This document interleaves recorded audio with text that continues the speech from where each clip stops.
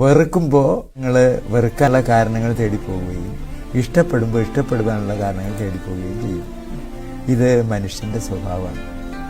നിങ്ങളോട് അടുപ്പിക്കാൻ ശ്രമിക്കുമ്പോൾ ദോഷങ്ങൾ ഗുണമായിട്ട് കാണുകയും അകറ്റാൻ ശ്രമിക്കുമ്പോൾ ഗുണങ്ങൾ വീണ്ടും ദോഷമായിട്ട്. നിന്നോടെനിക്ക് ഒടുങ്ങാത്ത പ്രണയമാണു പെണ്ണേ,